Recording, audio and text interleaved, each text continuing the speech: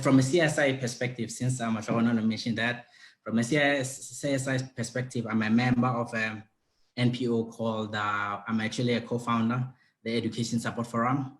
So what we've done for communities around, we've adopted a school jointly with Avis, where we've been training them on science, technology, and maths for the past 2 years. It's called Mikatech, it's actually in Tembisa. Yeah, that's pretty much what I'm all about. Mr. Rulani Rikamba, the Director of Level X Technology. Thank you so much for this inspiring story. And I am so inspired to see that you are an example of a company that grew. You partnered, you started this, and you came together with your partner, and you decided, let us call it quit and give our all to this business that we want to develop. And before I let you go, Rulani, tell me about the importance of belonging to bigger structures or bigger bodies or some affiliations and so forth. We did touch on that, and I really want you to share that, because I think I will add a little bit after you have spoken from your experience. For me personally, and some of my colleagues, we've gotten maximum exposure in terms of understanding geopolitics, business at the international level, things that you need to do to thrive. Because, for instance, I like following companies in the Silicon Valley. When you look at, for instance, when Facebook builds a product, they build a product that will have a global impact. When you look at your Uber, you look at your Twitters, and also when you look at a thing like the pandemic, they were not as affected as us, because with us, our business requires us to be there physically. So the importance of being part of these corporate structures, you find that the challenges we face, like with a country like South Africa, where we're still a very young democracy, where some people are still stuck to the old ways of doing things, they're not prepared to change. I just feel like, for us, for me personally, it has helped me, because the relationships that I've established within your Black Business Council, within your South African Electrotechnical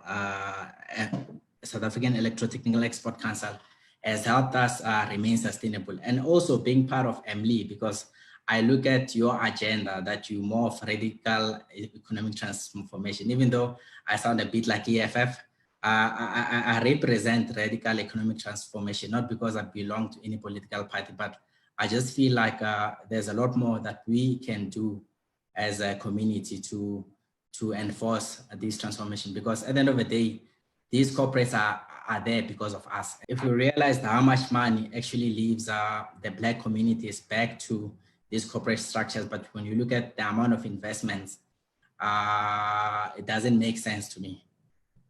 So I feel like we add a lot of value, for instance, for Vodacom. Vodacom is there because of us. We are here because of them. So it's also about looking at those, the value that each and everyone brings to the table. So being part of these corporate structures, as you mentioned, it's what has enabled us to remain sustainable. And also from my personal experience, having worked for a big corporate like Nestle, I mean, Nestle is it's a massive organization. They make something like about 90 billion annually, with a footprint everywhere around the world. I've learned so much about processes, about a business having a structure, because if you don't have a systematic way of doing things, what you're doing as a business ends up becoming chaos. So I've learned it personally, because coming from a technical background, I couldn't read financial statements. Like I remember in 2013, 2014, and then I actually went back to school, where I did a BBA in marketing management, which I recently finished. And it has actually enhanced the way I do my business. I was not doing it so that I can get employment. I was doing it so I can become a better employer and a better businessman.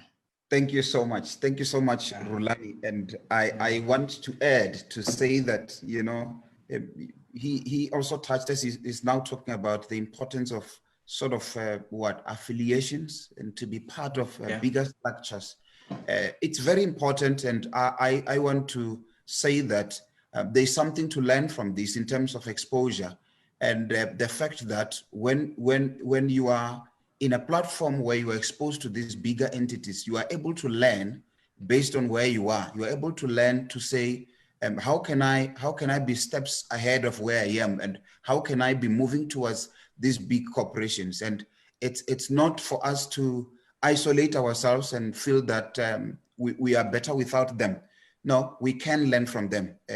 We can learn from them, and it's very important that we belong to bigger structures, especially in business. And I feel that as Rulani is talking, you can hear that he's somebody who benefited a lot from partnerships that he developed, and he's talking businesses that talks their turnover in billions, and that is why I believe that he's climbing up the ladder, and his business is improving all the time.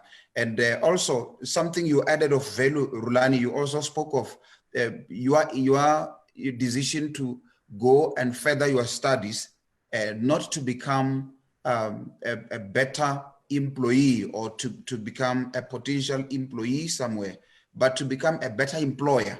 Very, very important. And we must never stop learning.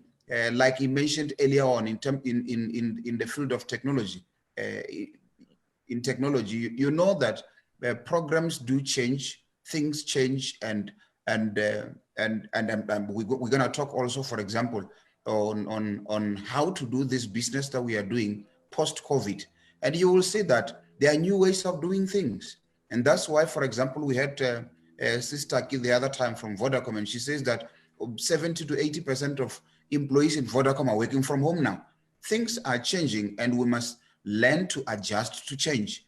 And I think that your story, it's really is a true inspiration, especially in the area of growth. And I see that your business is not growing by chance. You are also taking special attention, to whatever area that needs to develop in you. Personal development, you are educating yourself, you associate yourself with important corporations that are ahead of you, and you learn from them, and you are very strategic in who to partner with. And I believe that there's more to learn from this. Thank you so much, Mr. Rulani Rikamba. I believe that we still want to engage you just before we close. But I want to go back to Sis Mahlohonolon Idwaba. Please, you are, I told you even earlier that I'm challenged by your story, and especially what you are doing. Your business is growing. Your business is loved by us and people that are outside the MLEE. And I know I've had many people testify to this effect that, you know what, there's bread box, and we are just in love with their products there. But I want to go back to the part where, Rulani, please mute your mic. I don't know what happened there. Rulani, would you please mute your mic? So now, Matlohonon, you mentioned that, you mentioned that there is a, I don't want to use the word a threat, but you know that people come and they want to take space, and they want to try by all means to take you out. They can even buy you out and so forth. And that's the last thing we want, by the way. We are not opposed to you growing by probably having, as part of your growth shares and you expand, but you are the brain of the bread box. And I know but that's why you find this Bidvest, whatever, when they see that this company is doing well and they want to come in there, and before you realize, we no longer know you, the brain of the company, we know them. But we want to talk a little bit about that, because I believe that that alone tells you that this calls for special investment in a business such as this. That is why big corporations are interested in what you are doing. They can see your success, and they want to come in and possibly buy you out. Tell us a little bit about that experience.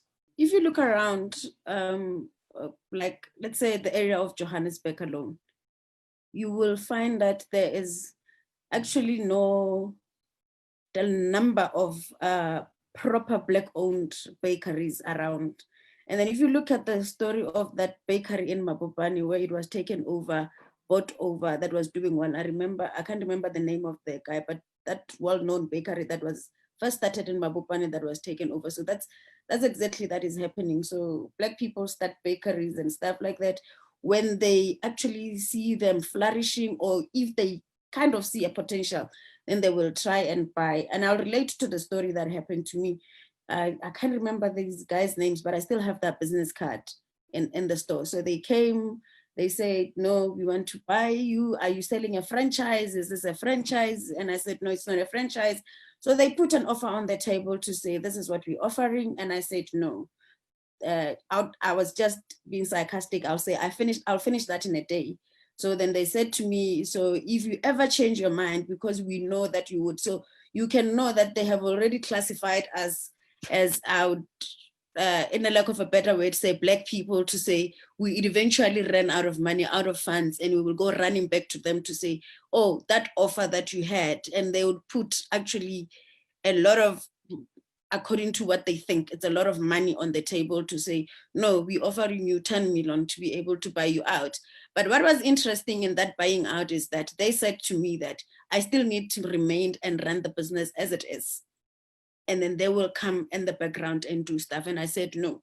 So then they kept on coming, and I said, I'm not interested. So that's exactly what's happening to our businesses. And then when they see potential or what they think would work, then they start coming and enticing you with money and saying, this is what you do.